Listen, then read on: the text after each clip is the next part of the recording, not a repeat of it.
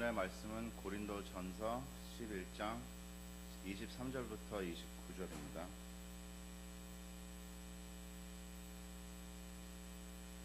For I received from the Lord what I also passed on to you. The Lord Jesus, on the night he was betrayed, took bread, and when he had given thanks, he broke it and said, "This is my body, which is for you. Do this in remembrance of me."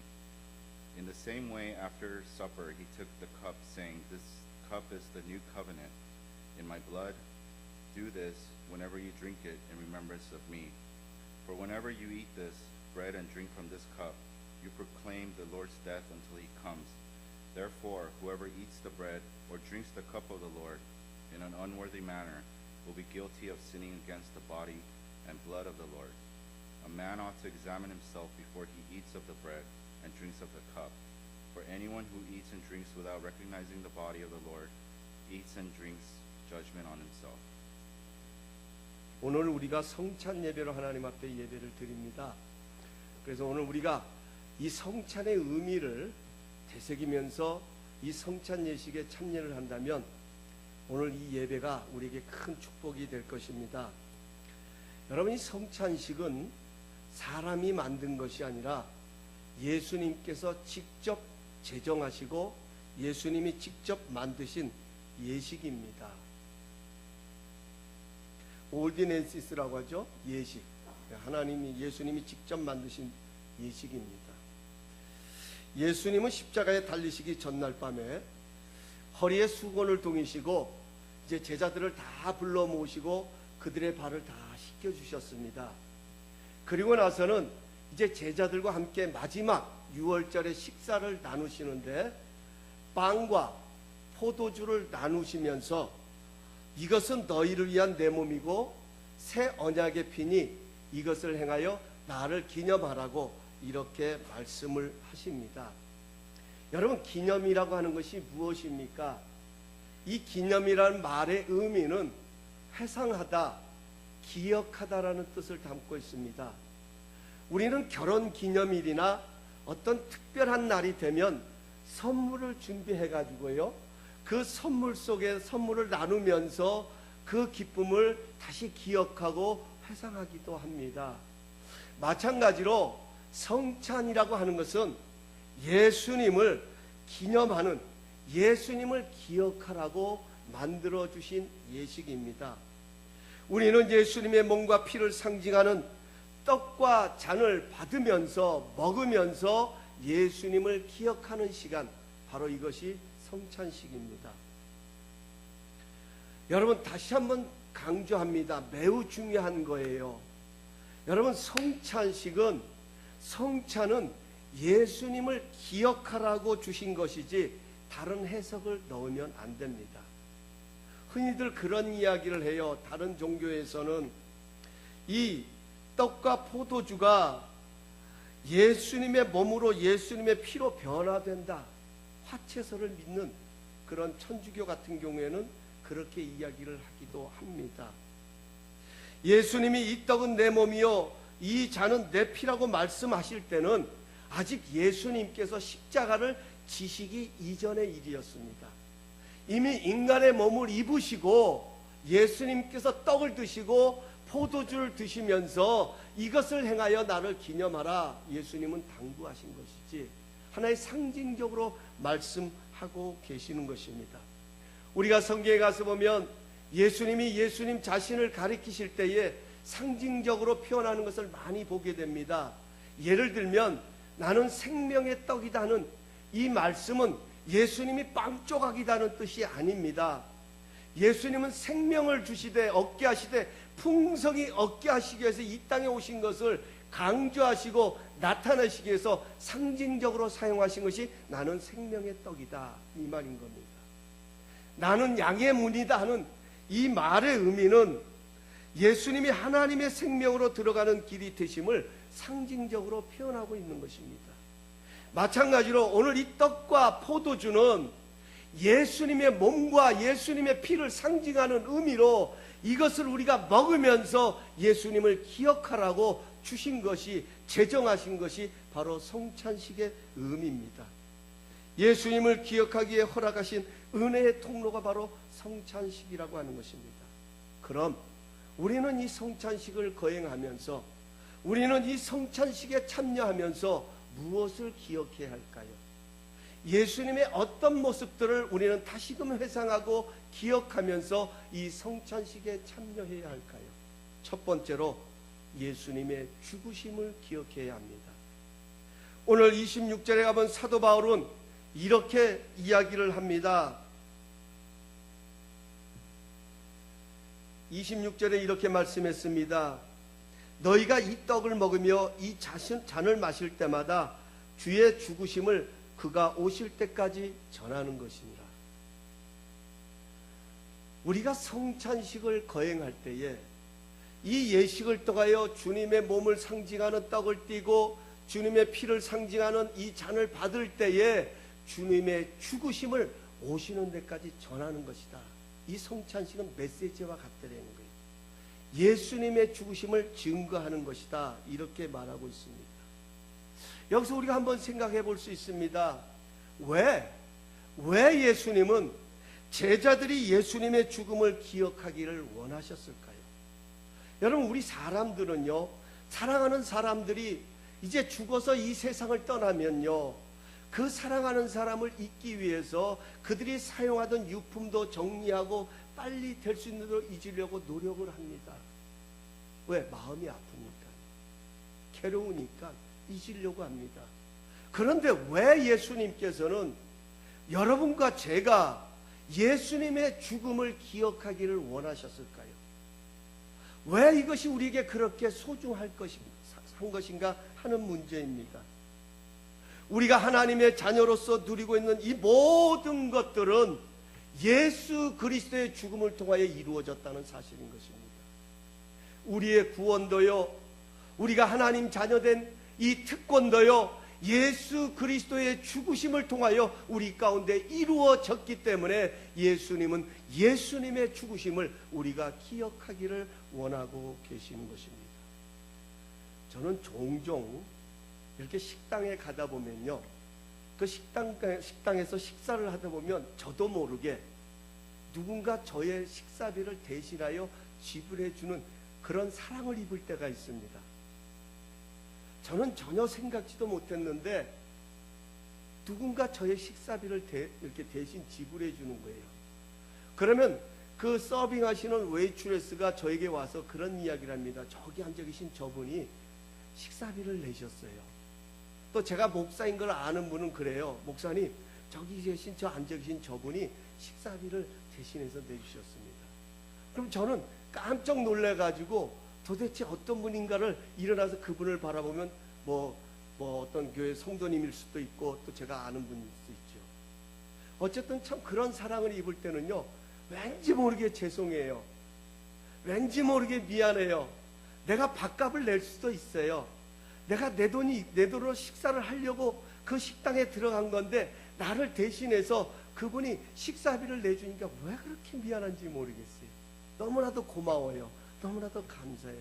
그래서 가서 감사를 표하게 되죠. 그런데 나타나는 현상이 뭡니까? 항상 우리는 식사를 마치고 나면 뭐가 나옵니까? 체크가 나오잖아요. 체크. 빌이 나오잖아요. 그 식사비에 대한 비용이 계산서가 나옵니다. 그런데 이미 그분이 저의 식사비를 지불했기 때문에, 식사비를 냈기 때문에 저는 식사만 하고 저에게는 더 이상 그 빌이 날라오지 않습니다. 주인은 저에게 그 식사값을 내라고 청구하지도 않습니다. 저는 먹고 그 자리를 벗어나는 것입니다. 사랑하는 성도 여러분, 내가 낼 수 있는 음식값도요, 누군가 나를 대신하여서 음식값을 내주면 그렇게 고마울 수가 없어요. 그렇게 미안할 수가 없어요. 그런데 내가 해결할 수 없는, 내 힘으로 내 능력으로는 도저히 해결할 수 없는 죄의 값을 대신하여서 예수님이 지불하여 주셨다고 하는 것, 여러분 여기에 대하여 감동이 있으십니까? 여기에 대하여 여러분 감격을 갖고 살아가십니까? 죄는 반드시 형벌을 치러야 합니다. 하나님의 법도 마찬가지고요, 세상의 법도 죄를 지었으면 그만한 대가를 지불해야 합니다. 죄의 싹은 사망입니다. 반드시 죽어야 합니다. 그러나 우리에게는 그럴 만한 능력이 없습니다. 우리에게는 그럴 만한 힘이 없습니다. 이사야서 53장 6절은 말씀하십니다. 우리는 다 양 같아서 그릇 행하여 각기 제 길로 갔거늘 하나님께서는, 여호와께서는 우리의 모든 죄악을 그에게 담당시키셨도다. 우리는 각기 제 길로 갔어요. 내가 살고 싶은 대로, 내 마음대로, 내 뜻대로, 하나님의 뜻과는 상관없이 내 마음대로 살아갔는데, 여러분, 거기에 대한 죄값을 지불해야 되지 않습니까? 우리에게는 그럴 만한 능력이 없습니다. 그래서 하나님께서는 그 죄값을 예수 그리스도에게 담당시키셨습니다. 우리 베드로전서 2장 24절 말씀 혹시 준비되셨나요? 우리 함께 한 목소리로 읽어보겠습니다. 여기 조금 밑으로 내려줄 수 없나요? 이제 PC가 시작. 친히 나무에 달려 그 몸으로 우리의 죄를 담당하셨으니 이는 우리로 죄에 대하여 죽고 의에 대하여 살게 하려 하심이라. 그가 채찍에 맞음으로 너희가 나음을 입었느니라. 아멘. 예수님은 우리를 구원하시기 위해서 죽으셨습니다. 이것이 성찬의 의미입니다. 이것을 기억하는 것입니다. 예수님이 십자가에 죽으심으로 우리는 죄에 대하여 죽은 자가 되었고 부활하심으로 말미암아 하나님께 대하여 산 자가 되었다는 것, 이것이 바로 예수님의 복음의 역사인 것입니다. 여기 죄에 대하여 죽었다는 말은 예수님께서 채찍에 맞으심으로 우리가 의롭다함을 얻었다는 것입니다. 하나님은 예수님의 상함을 보시고 예수님의 머리에 난 그 가시관을 쓰셨던 그 상함을 보시고 예수님의 손에 난 못자국을 보시고 예수님의 옆구리에 난 그 창자국을 보시고 누구든지 그 예수님을 믿기만 하면 그 믿는 자들에게 모든 죄가 사함받았고 죄값을 치렀다고 인정해 주신다는 것입니다. 이것이 은혜인 것입니다. 이것이 축복입니다. 사랑하는 성도 여러분, 우리가 하나님의 자녀가 됐다고 하는 것은 결단코 우리의 선한 행실로 인하여 이루어진 것이 아닙니다. 하나님의 전적인 은혜인 것입니다. 예수님의 죽으심을 믿고 받아들인 자들에게 주어지는 하나님의 특별한 은혜, 이것이 바로 하나님의 자녀됨의 권세라고 하는 것입니다.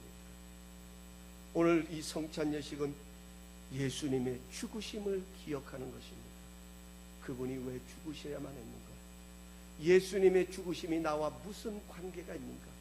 이것을 다시금 기억하고 회상하는 것, 이것이 성찬의 진정한 의미인 것입니다. 이것을 위하여 예수님께서는 이 성찬식을 제정하여 주신 것입니다. 오늘 이 시간 혹시 어떠한 죄의 짐으로 인하여서, 어떠한 죄의 무거운 짐으로 인하여서 힘들어 하시는 분 계시다면 오늘 이 성찬을 믿음으로 받으실 때에 그 예수님의 죽으심을 기억하시면서 바로 예수님께서 나의 이 죄 때문에, 나의 이 아픔 때문에, 나의 이 고통 때문에 2000년 전에 십자가상에서 내 죄를 담당하시고 죽으셨다는 이 사실을 믿음으로 받아들이셔서 그 죄값을 지불하셨다고 인정하시는 하나님의 자유함 속에 우리가 함께 동참하는 축복이 있기를 예수님의 이름으로 축원합니다. 여러분, 두려움이 있으십니까? 여러분, 어떤 염려가 있으십니까? 그 두려움과 염려까지도 내려놓아야 합니다. 겸손히 주님의 성찬을 되하시면서 예수님의 죽으심을 기억하시면서 그 염려, 그 두려움도 십자가 앞에 겸손히 내려놓으십시오. 그리고 이런 찬송을 한번 불러보십시다. 나의 죄를 씻기는 예수의 피밖에 없네. 나를 정케 하기도 예수의 피밖에 없네. 예수의 흘린 피 나를 희게 하오니 귀하고 귀하다 예수의 피밖에 없네. 사랑하는 성도 여러분, 예수의 피밖에 없습니다. 두 번째로 우리가 예수님과 연합하였음을 기억해야 합니다. 우리는 이 성찬 예식에 참여하면서 예수님과 내가 연합하였다 하는 것을 기억하려는 것입니다. 여기 연합했다는 말은요, 우리가 예수님 안에 거하게 되었다는 말이에요. 내가 예수님 안에 거했다. 요한복음 15장 5절에 가서 보면 나는 포도나무여 너희는 가지라. 나를 떠나서는 너희가 아무것도 할 수 없느니라는 말씀이 있습니다. 너무너무 중요한 말씀입니다. 이것이 바로 신앙의 핵심입니다. 우리 기독교의 신앙의 핵심은요, 예수님은 우리의 포도나무가 되고 우리는 가지예요. 우리는 그분을 떠나서는 아무것도 할 수 없다는 것이 바로 신앙의 핵심인 것입니다. 여러분, 가지는요, 나무를 떠나서는 수분도 영양분도 공급받을 수가 없어요. 스스로 자신의 생명을 유지할 수 없는 것이 가지예요. 가지는 나무에 접붙여 있어서 그 나무로부터 흘러나오는 수분을 먹고 영양분을 먹으면서 생명을 유지해 가듯이, 바로 우리가 예수님과 연합했다고 하는 것은 우리가 예수님께 접붙여 있다는 겁니다. 내가 예수를 믿고 구원받았다라는 말은 우리가 예수님과 한 몸을 이뤘다는 거예요. 예수님에게 하나님을 떠나 있던 우리가 예수님과 더불어서 하나님과 접붙임을 받았다. 이것이 바로 구원의 사건인 것입니다. 오늘 이 성찬 예식은 우리가 그리스도인의 삶을 살아갈 생명과 힘은 바로 예수 그리스도로부터 공급받는다는 사실을 기억하는 것, 이것이 바로 성찬의 진정한 의미입니다. 여러분, 우리가 예수를 믿고 나서 달라진 것이 뭐가 있습니까? 여러분 한번 생각해 보세요. 내가 예수 믿고 달라진 것이 뭐가 있습니까? 많이 있겠죠. 변화도 일어났을 것이고 또 내 사람의 됨됨이 성품도 변화되는 그런 일들도 일어났겠지만, 우리가 공통적으로 경험하는 것이 있습니다. 예수를 믿고 나서 달라진 것이 있다고 하면 죄가 보이기를 시작한다는 거예요.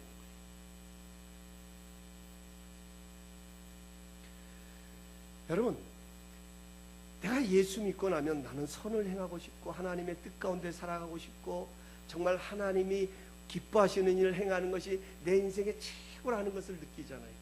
그래서 그 기쁨 가운데 살아가기를 원하는데 이것을 방해하는 것이 있음을 경험합니다. 세상 때는 몰라요. 예수를 믿기 전엔 뭐가 뭔지 몰라요. 그저 내 마음대로 살고 내 육신 잘 먹고 잘 입고 잘 살면 그것이 최고인 줄 알았어요. 그것이 전부인 줄 알았어요. 근데 예수를 믿고 나서 보면 달라진 것이 있으면 뭐가 있어요? 하나님을 떠나 살았던 것이 죄라는 것을 알게 되지 않습니다. 그런데 예수를 믿고 나면 이것이 달라져야 되는데 여전히 내 마음속에는 하나님의 것을 기뻐하고 선을 행하고 싶고 의롭게 살아가고 싶은 마음이 있는 반면에 그것을 방해하는 악한 세력도 있음을 발견하게 됩니다. 이럴 때 믿음의 사람들은 어떻게 하죠? 탄식을 하게 됩니다. 세상 사람들은 탄식하지 않아요. 거듭난 사람들이 탄식합니다. 사도 바울은 로마서 8장 22절에서 24절에 이렇게 탄식합니다.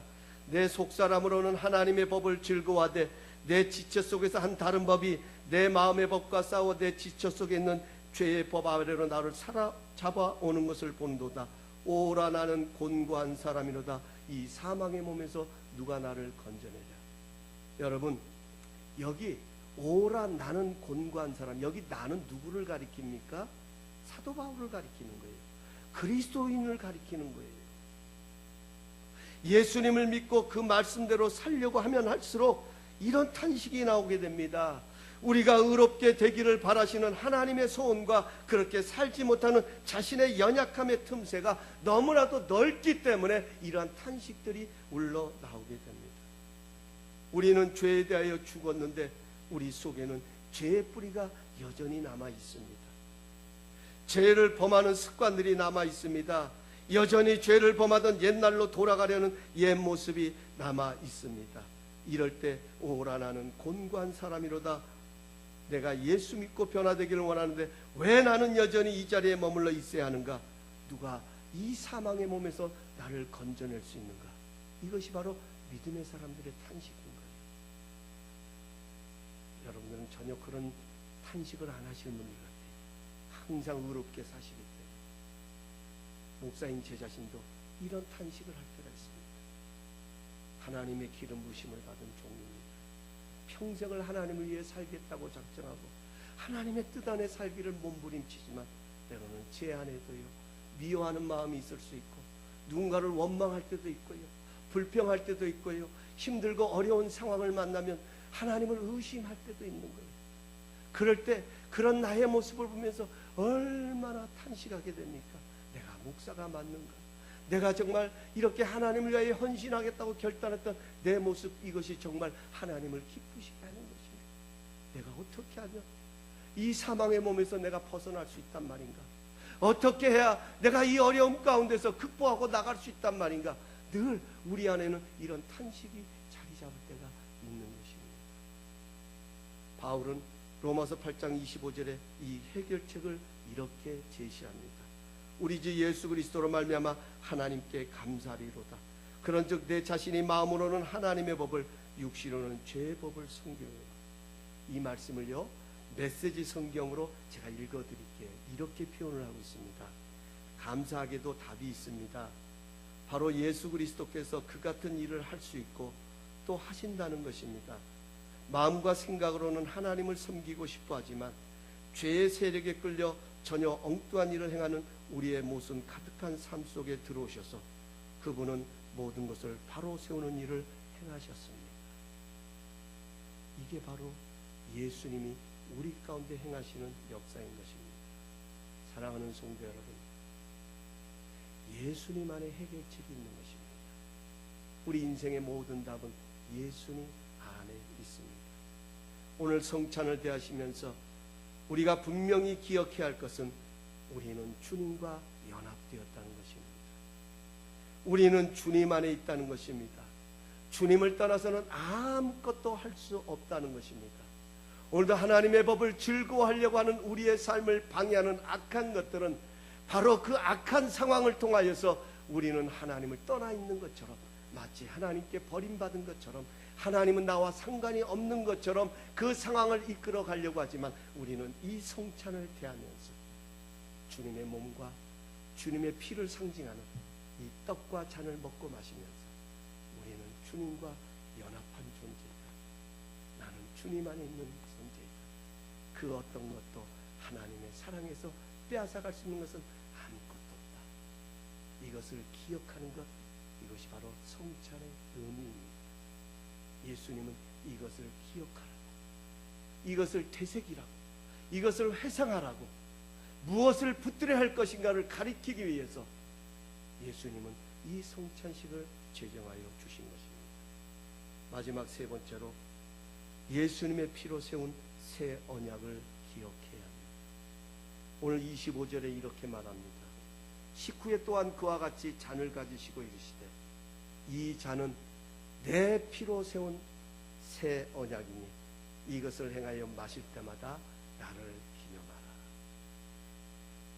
여러분, 우리의 피로 세운 언약이 아니라 예수님의 피로 말미암아 새롭게 세워진 언약이라는 거예요. 이 언약이란 말은 약속이라는 말이거든요.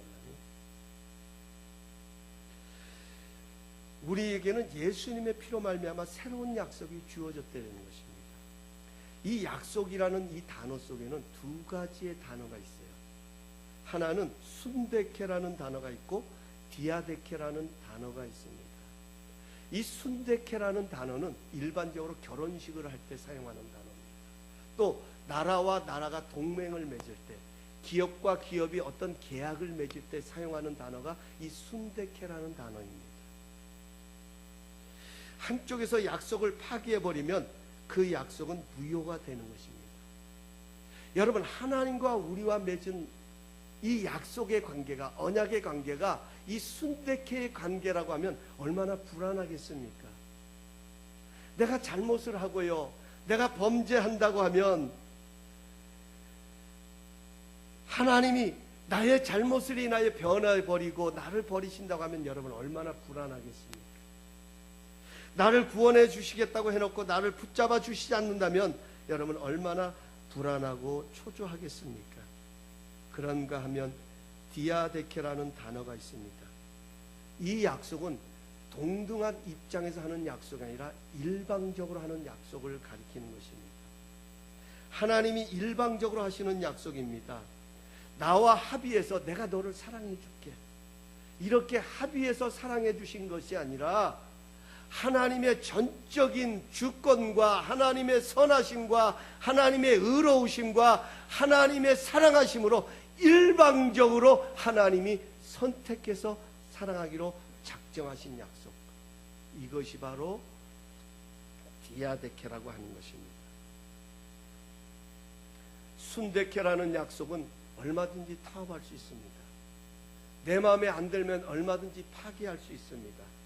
그러나 하나님의 약속은 흥정하는 것이 아닙니다.